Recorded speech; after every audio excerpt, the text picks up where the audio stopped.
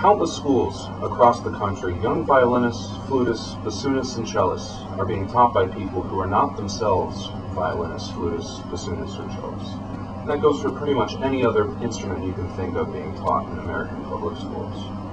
Everyone in this room most likely has or will in the future have children who will be affected by these policies.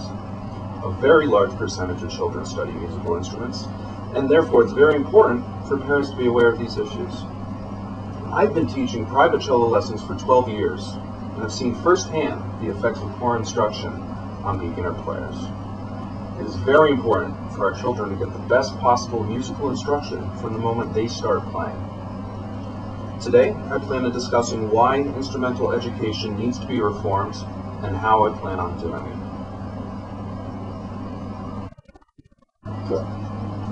The problem, as I see it, is that beginner instrumentalists in public schools are getting improper instruction from people who aren't even familiar with the instrument they're trying to teach. In addition to the fact that the instruments they're playing on are very low quality and in very, very bad shape.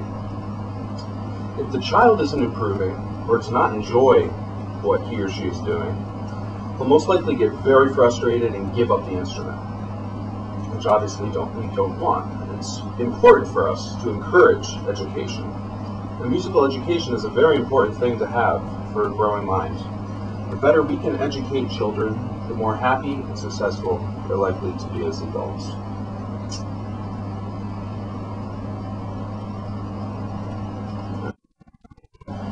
We need to change the way elementary school music education is conducted.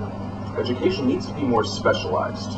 A beginner-level cellist, for example, must only be instructed by someone whose primary instrument is the cello.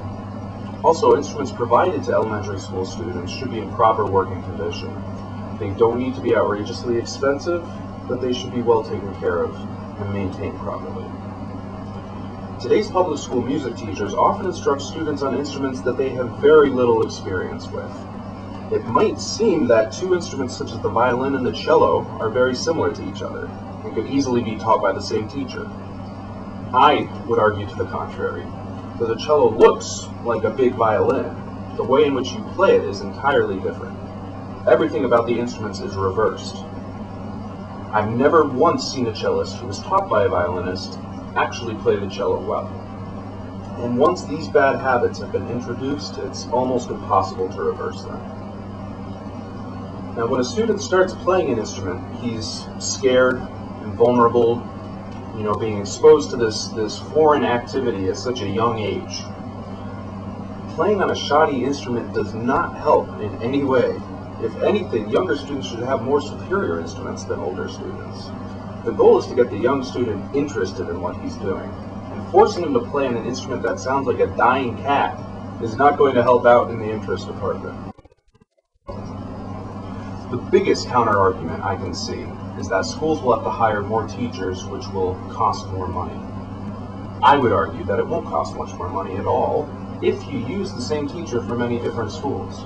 Instead of having one instrumental teacher at each school who focuses on the students within that one particular school, teaching all the instruments, you could have multiple teachers who focus on a specific instrument each, teaching at multiple schools, traveling between schools. The man hours are the same, and yes, the teachers might need to be reimbursed for travel expenses, in addition to the fact that it would make class scheduling a little more complicated, but I think the results would be more than worth it. As far as purchasing halfway decent instruments and maintaining them properly, yeah, it's going to cost a bit more money. However, any school system that is well funded enough to provide a music program should have enough money to give its students proper instruments. If something's worth doing, it's worth doing right. These are our children's educations we're speaking of here. Education, more than anything else, is what separates human beings from other organisms.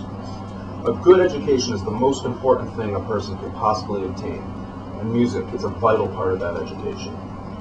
Though most students will not go on to become professional musicians, their musical educations will expand their minds and help to develop parts of the brain that aren't easily accessed through other areas of study. If you truly care about your children's education and welfare, you must take music education seriously.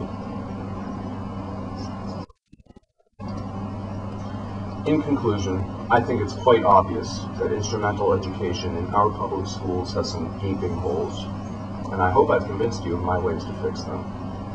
It's very important that we have teachers who actually know something about what they're teaching, and instruments that know something about how to make nice sounds.